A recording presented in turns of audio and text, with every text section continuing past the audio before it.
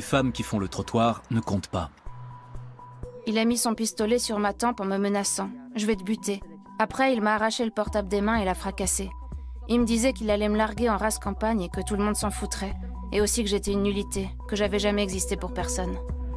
En voulant fuir la pauvreté, elles deviennent le jouet de trafiquants d'êtres humains, qui les obligent à se prostituer. Je ne me suis pas laissée faire. J'ai pleuré en lui disant que je ne voulais pas faire ce qu'il me demandait. Alors, il m'a menacée. Il m'a tabassée et il m'a dit qu'il raconterait tout à ma famille. Elles sont traitées comme de vulgaires biens d'exportation, avant d'être sacrifiées sur l'autel du sexe pour une bouchée de pain. Il y a des femmes qui vivent dans une telle misère qu'elles s'offrent pour 4 € dans ce quartier. L'Allemagne passe pour être le bordel de l'Europe. Et pour Julia, pas question d'accepter ça.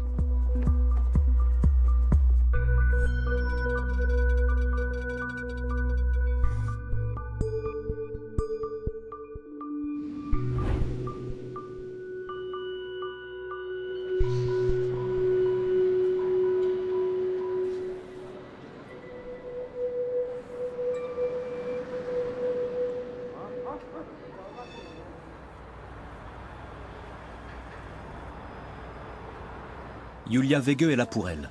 Sans son aide, Sacha et Ellie ne seraient jamais sortis des griffes de leurs souteneurs.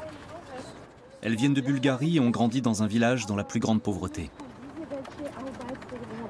Elles se sont amourachées d'hommes qui leur ont fait miroiter une vie ensemble dans l'opulente Allemagne. Ce n'est qu'une fois débarquée à Mannheim, une ville du sud-ouest de l'Allemagne, que Sacha a appris ce qui l'attendait. Bien sûr que je n'étais pas d'accord. Il a menacé de me descendre et de faire disparaître mon corps. Il m'a séquestrée pendant 2 ou 3 jours, et puis après, il m'a flanquée sur le trottoir. Quand j'y repense, je suis absolument sûre qu'il avait tout prémédité. Mais comme j'étais amoureuse, je n'y ai vu que du feu. L'amour rend aveugle. Amour toujours. C'est la litanie de la méthode des lover boys. Les coups viennent après. Il faut bien asservir ses proies.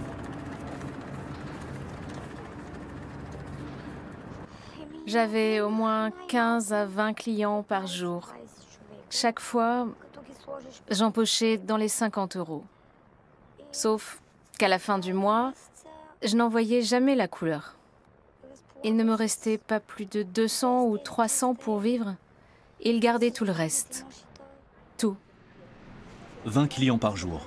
20 hommes qui n'en veulent qu'à leur sexe. Un programme insoutenable.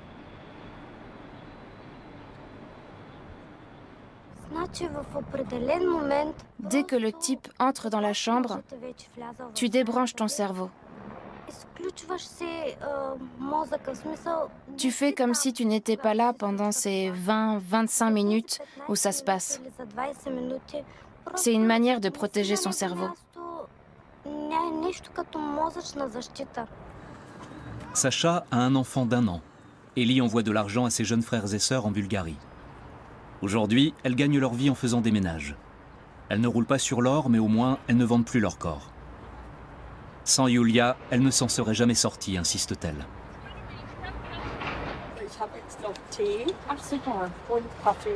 Amalie, c'est le nom du service diaconie d'aide et d'accompagnement des femmes prostituées à Mannheim. Il est financé par l'État, par le Land de Bade-Württemberg, ainsi que par des dons. Julia l'a fondé il y a 7 ans. Elle a dû affronter de vives oppositions. En Allemagne comme ailleurs, les prostituées n'ont pas de lobby. Ils étaient très peu de gens à y croire au début, tout simplement parce que la plupart d'entre eux ne voyaient pas l'utilité de porter secours à des prostituées. Quand les gens ouvrent grand leur porte-monnaie, c'est surtout pour les enfants ou les animaux atteints de maladies. Amalie organise des distributions alimentaires, aide dans les démarches administratives, propose un toit à celles qui sont sans abri et sort ces femmes de l'enfer de la rue. Sandra est là presque tous les jours. Elle adore faire la cuisine. Aujourd'hui, elle mijote un plat typique de sa Jamaïque natale. Elles se sont acceptées ici. Dès la première fois où j'ai mis les pieds ici, je portais des sacs de tous les côtés et je n'avais nulle part où aller. C'était comme un miracle. On accepte les gens. Ici, tu es accepté pour ce que tu es en tant qu'être humain. Dans la rue, poursuit Sandra, les hommes ne voient que la pute en toi. Sandra est une enfant née d'un viol. En abusant de sa mère, son grand-père est devenu son père biologique. Il a aussi violé Sandra par la suite. Violer un être humain, c'est aussi violer son âme. J'ai beaucoup et longtemps bataillé avec moi-même, à me demander si je méritais d'être aimée et si au fond je n'étais pas uniquement sur Terre pour faire le métier que je fais. Les gens que je rencontre ne veulent rien d'autre de moi. Et du coup, le seul échange que j'ai me renvoie toujours la prostitution à la figure. Wolfgang Heide est gynécologue à Heidelberg, la ville voisine. Il fait une journée de bénévolat par semaine à l'association Amalie. Aujourd'hui, Sandra ne travaille que quand elle n'arrive vraiment plus à joindre les deux bouts. Elle a demandé un examen de routine au docteur.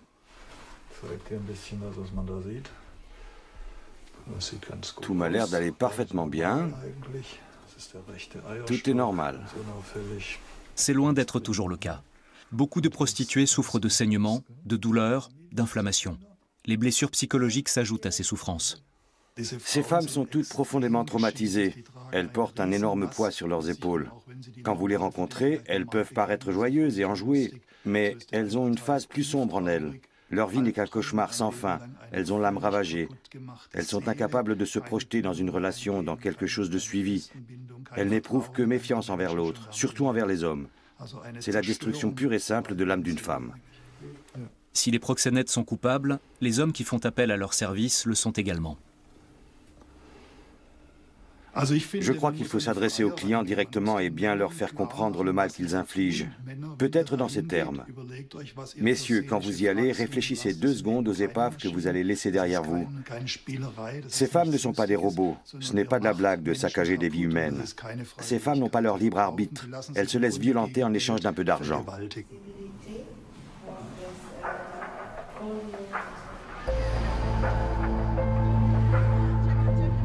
Le quartier de Neckarstadt-West à Mannheim est une mosaïque de 23 000 habitants et 160 nationalités. La majorité d'entre eux n'a qu'une hâte, en repartir. Il n'y a presque pas de travail. Les logements sont souvent délabrés et néanmoins hors de prix. Le quartier est classé zone rouge, mais la prostitution y bat son plein.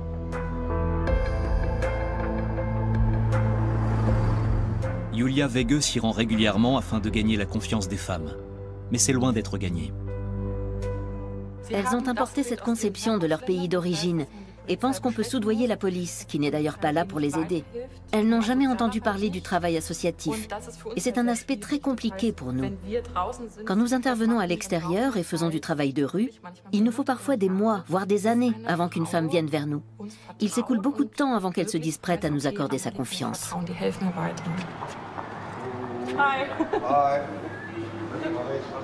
On peut rentrer ? Oui, oui, entrez.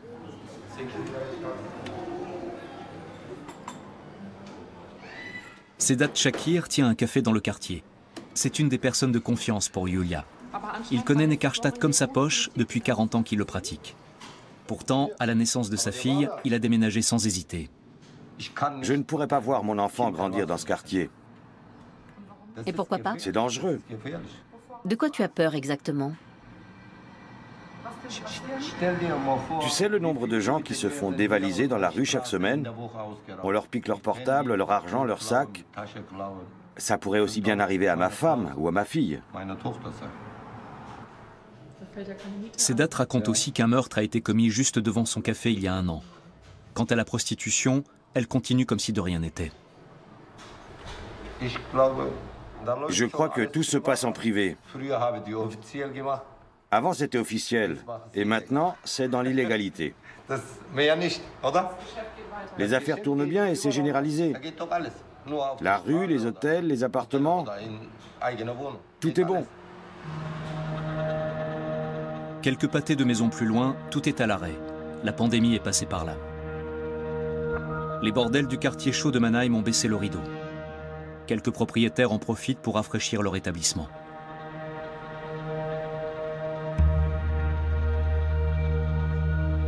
Ceux qui font travailler ces femmes trouvent que l'Allemagne n'a plus rien d'un Eldorado en ce moment.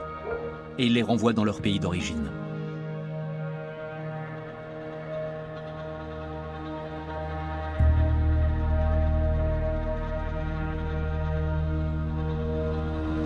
En Roumanie notamment. Les tarifs sont moins élevés qu'en Allemagne, mais l'activité se poursuit sans encombre. La prostitution y est illégale, mais la police ferme les yeux ou se sert au passage. L'ancien pays de l'Est est l'un des plus corrompus d'Europe.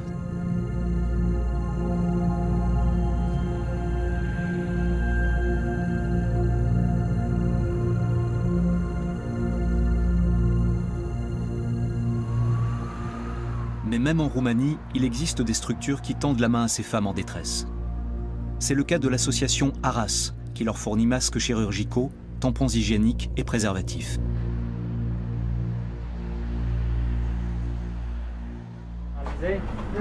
Mirella a peur d'être contaminée par la Covid-19. De nombreux clients refusent encore d'utiliser des préservatifs. À 32 ans, Mirella fait le trottoir depuis 10 ans, jour après jour, soir après soir.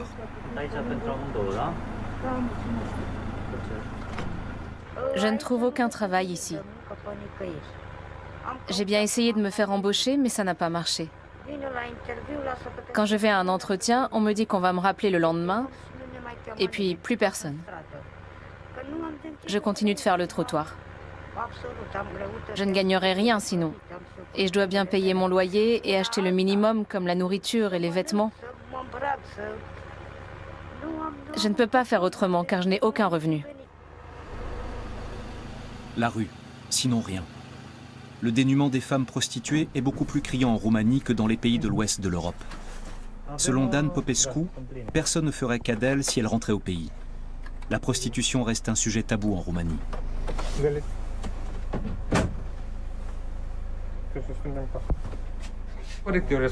C'est aussi à l'Union européenne de prendre ses responsabilités et d'agir, en proposant une aide financière aux victimes, par exemple. Si elles sont renvoyées dans leur pays, elles se retrouveront exactement dans la situation qui leur a fait fuir la pauvreté. Elles ne seraient pas parties si tout s'était bien passé pour elles ici. Elles retourneront de toute manière dans les pays où leurs services sont mieux payés, que ce soit l'Allemagne, la Suisse, la Belgique, la France, ou encore dans celui où leur souteneur les a prostituées. Là où il y a une demande et des possibilités, quoi qu'il en soit. En Europe, 60% des femmes prostituées viennent de Roumanie et de Bulgarie. Presque la moitié d'entre elles sont mineures.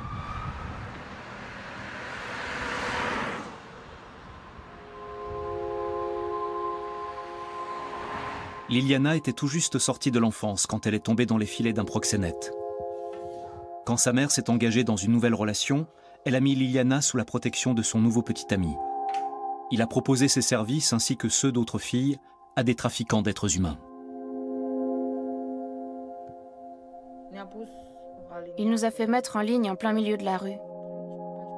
On devait être entre 13 et 14 filles, je ne sais plus exactement.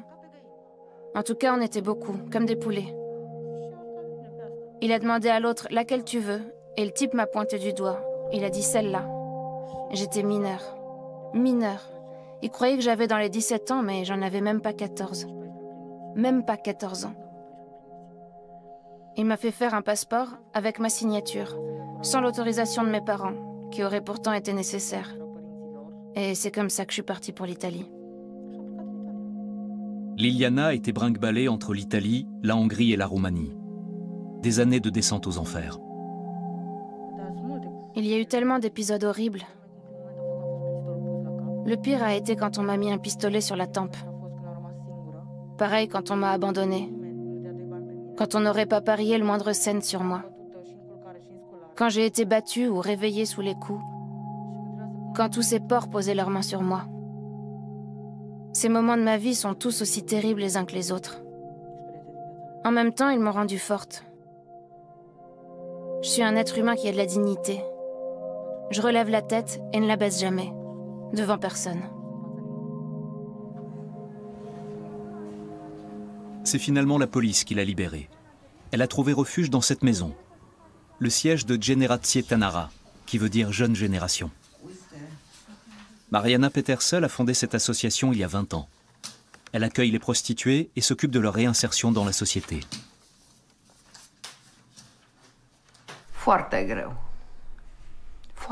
C'est si dur pour ces jeunes filles. Elles font des efforts surhumains pour mener une vie normale. Mais c'est comme si elles étaient cataloguées. est marquée au fer rouge. Je suis une telle et je suis prostituée. On leur a enfoncé ça dans le crâne. Elles ont été tellement rabaissées et humiliées qu'elles ne se voient plus autrement, bien qu'elles n'y soient absolument pour rien. Mariana ne reçoit pratiquement aucune aide de l'État roumain. L'Allemagne se montre plus généreuse en revanche. Il y a cet ancien commissaire maintenant à la retraite qui participait à nos campagnes de soutien aux prostituées quand il était encore en service. Il a d'ailleurs incité d'autres personnes à nous aider. Et il continue à nous appeler de temps en temps pour savoir où on en est. Le commissaire allemand, c'est Manfred Paulus. Aujourd'hui à la retraite, il voyage très souvent en Roumanie, se documente, donne un autre éclairage à la pauvreté des travailleuses du sexe. Il rencontre aujourd'hui Julia Wege d'Amali et Marietta Hagenay de Solvodi à Hallen, dans le Bade-Württemberg. Ensemble, ils échangent et planifient de nouveaux projets en Allemagne et à l'étranger. La prostitution forcée touche toute l'Europe et le rôle de l'Allemagne n'est pas des plus glorieux. Depuis 2015, on fait un voyage par an dans les pays de l'Est de l'Europe. Pendant une semaine, nous menons une campagne d'information dans les écoles pour expliquer aux élèves la réalité de l'Eldorado occidental et celle de l'Allemagne. Au début de nos exposés, quand on demande aux enfants qui parmi eux aimerait aller en Allemagne, en Suisse ou en Autriche, ils sont 70% à lever la main. Le crime organisé se nourrit de cette volonté d'émigrer, imputable à la pauvreté et l'absence de perspective. D'après Manfred Paulus, les femmes sont recrutées par des proxénètes qui leur promettent le grand amour et les font passer en Europe de l'Ouest. C'est là qu'elles comprennent ce qui les attend vraiment. Elles sont volontairement poussées au désarroi, à la dépendance, et on leur fait clairement comprendre que désormais, elles sont entièrement entre les mains de leurs souteneurs. Elles n'ont plus de passeport, plus de portable. Tous les ponts sont coupés pour demander de l'aide. J'ai recueilli le témoignage d'une jeune femme complètement bouleversée. Elle m'a avoué qu'elle ne savait pas à quel point c'était terrible. Comme la prostitution est légale en Allemagne, elle partait du principe que tout devait bien se passer. La réalité s'est avérée tout autre. Elle a été brutalement violée à plusieurs reprises et on l'a mise au pas. Elles sont prisonnières de la sous-culture de ce milieu interlope, qui est en grande partie criminel, et régi par des lois qui s'apparentent à celles de la mafia. La délation y est considérée comme un crime de lèse-majesté. Ne pas dire qu'on se prostitue de son plein gré et que personne ne vous a forcé serait la pire forme de trahison. À les entendre, elles sont là parce qu'elles le veulent bien. Elles l'affirment avec aplomb et elles signent. On estime qu'en Allemagne, 90% d'entre elles ont été forcées de se prostituer. Le législateur n'en parle pas moins de métiers librement choisis, de prestations sexuelles étrangères à toute action criminelle.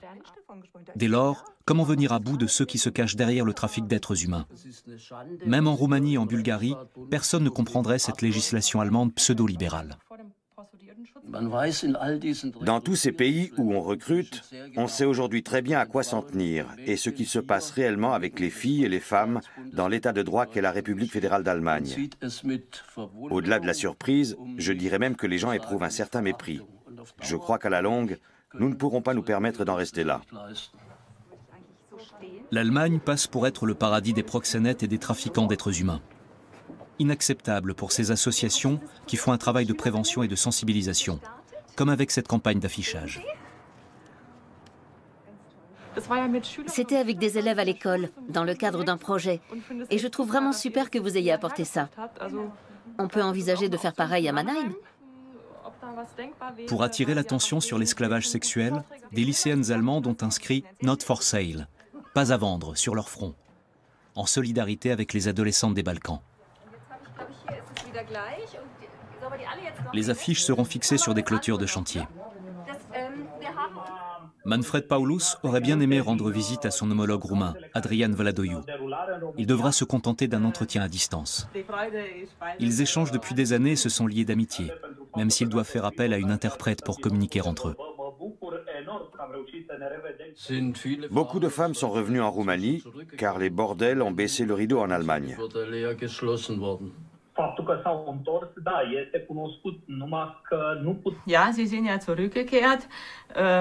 Elles sont revenues, mais elles n'ont pas été déclarées. Elles n'entrent pas dans les statistiques.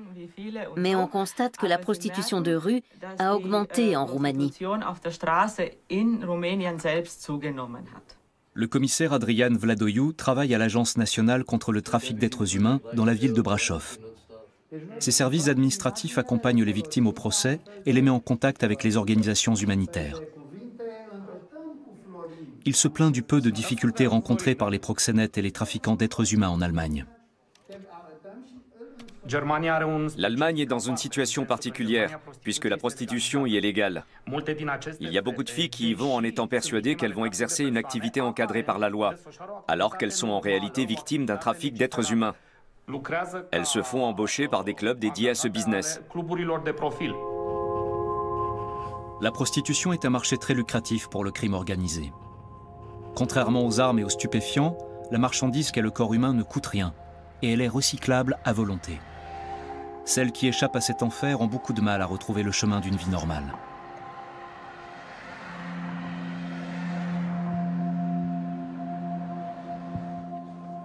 Mariana Petersel les aide dans cette épreuve. Elle leur offre un toit et la sécurité. Nicoletta et Anouka s'activent au fourneau. Nicoletta a été vendue à un proxénète par son beau-père. Anouka a été libérée de la prostitution avec son fils de 6 ans. L'enfant a partagé le supplice de sa mère pendant de longues années. Tu n'es pas heureuse avec nous? Mais si, je suis contente. Vraiment? Tu es contente maintenant? Oui, Mais au début, tu avais peur. oui, Tu avais peur? oui. Et tu avais peur comment? Anouka a toujours pensé que quelqu'un voulait lui prendre son petit. C'est très difficile à vivre. Et jusqu'à aujourd'hui, elle ne parvient pas à s'enlever cette idée de la tête, bien que son fils soit déjà grand. Mariana Petersel ne chôme jamais. Aujourd'hui, elle veut retrouver une jeune fille qui a été vendue en Allemagne et qui est censée être de retour en Roumanie. Elle quitte Timișoara pour la campagne.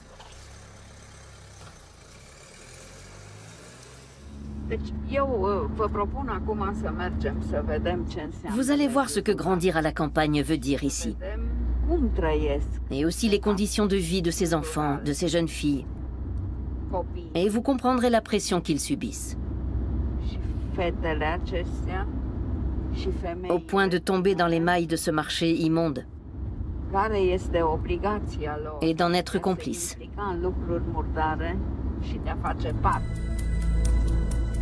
Avec la Bulgarie, la Roumanie est le pays le plus pauvre de l'Union européenne. Le taux d'alphabétisation est très bas, le chômage très élevé. À la campagne surtout. Les femmes n'ont pas d'avenir ici. Elles sont des proies faciles pour les trafiquants d'êtres humains.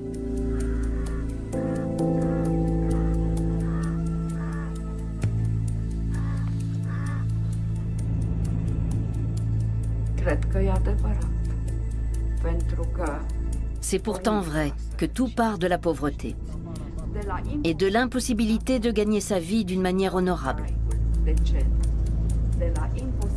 De l'impossibilité de se dire qu'on peut vivre dans la dignité. C'est pour ça que je dis que la pauvreté engendre des monstres. Elle ne trouvera pas la jeune fille qu'elle cherche. Peut-être est-elle encore en Allemagne. Toujours est-il que Mariana ne baissera pas les bras, même si sa mission lui semble parfois vaine. À Mannheim, dans les locaux d'Amalie, la distribution alimentaire va bientôt commencer.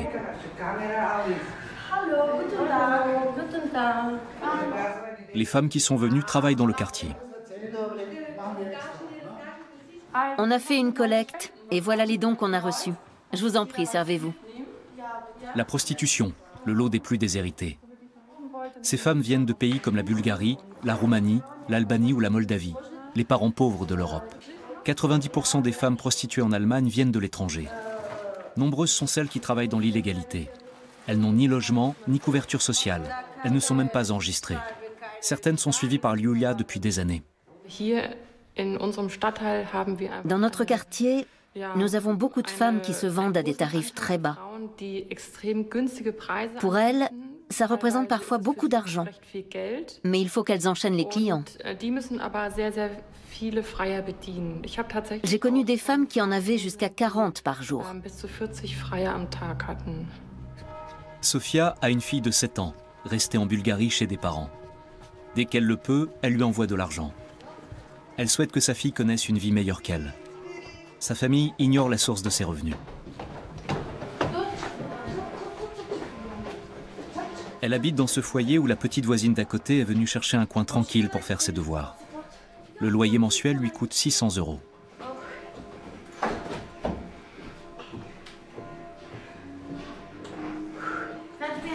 En haut, on reçoit les clients, tandis que le niveau inférieur abrite des enfants. À cet étage, 20 personnes se partagent la cuisine, les toilettes et la salle de bain.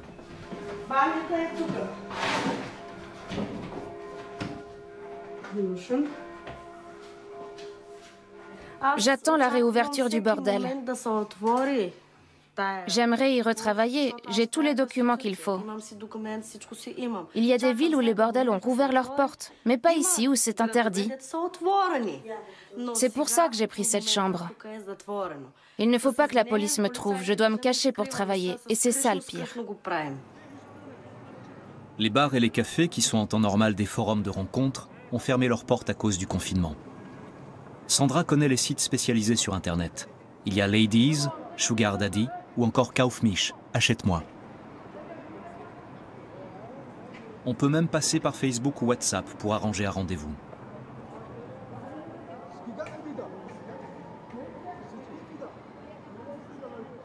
Quand on va sur un site, les hommes demandent si on peut aller chez eux, si on a Facebook ou WhatsApp, et si on peut leur envoyer des photos. Si tu leur demandes quel genre de photos, ils te disent qu'ils veulent des photos où tu es nu et ce genre de choses. On peut voir qui a regardé nos photos. Les hommes intéressés nous contactent, ou c'est nous qui le faisons. Le marché de la prostitution se poursuit, illégalement. La police n'y peut pas grand-chose. Elle essaie donc d'autres approches en essayant par exemple d'engager le dialogue avec les prostituées et de gagner leur confiance. Amalie est de la partie.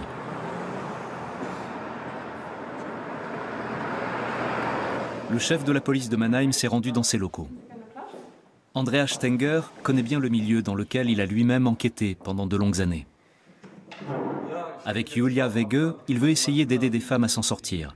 Et la crise du coronavirus en est peut-être l'occasion.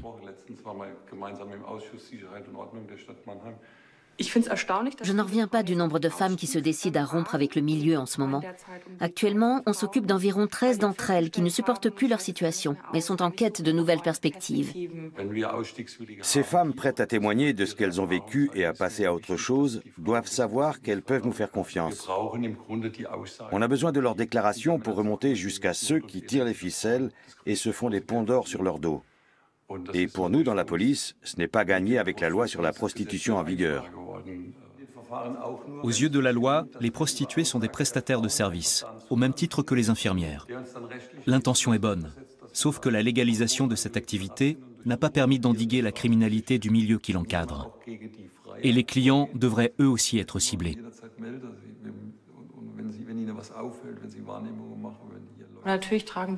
Les clients portent une grande part de responsabilité dans le désarroi de ces femmes. Nous savons par ailleurs que les tarifs ont tellement chuté avec l'afflux de prostituées venues de l'étranger que chacun a accès à ce genre de service. Je suis toujours très étonnée de voir que des hommes de plus en plus jeunes y ont recours. Alors il faut faire comme en Scandinavie, où on incrimine les clients qui sont allés voir des prostituées. Ils sont pénalisés et mis devant leurs responsabilités. Il faudrait les associer eux aussi. En Suède, on sanctionne les clients depuis plus de 20 ans. Dans l'opinion publique, le marché du sexe est de plus en plus diabolisé. En revanche, en Allemagne, ce marché étant légal, les prostituées sont soumises aux cotisations de la sécurité sociale. Ça rimerait plutôt avec juste salaire et emploi sûr. La réalité est beaucoup plus sombre. 90% des 400 000 prostituées qui travaillent en Allemagne ne sont même pas déclarées.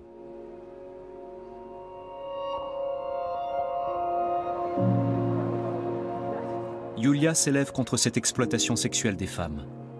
Grâce à Amalie, elle s'est constitué un réseau qui va permettre à des femmes de s'extirper de la prostitution forcée, tout en leur offrant des perspectives, d'un simple toit à un travail.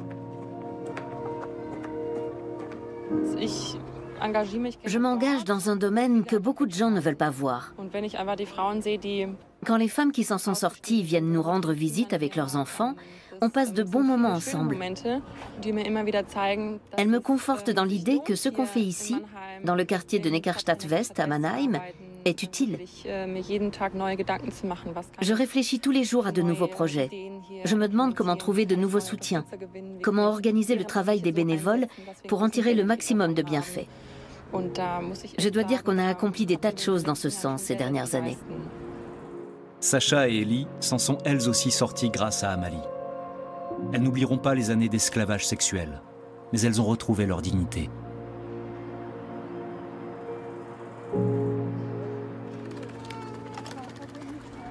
Les gens d'Amalie m'ont appris que les femmes avaient des droits, qu'il fallait toujours se défendre et qu'on pouvait demander de l'aide.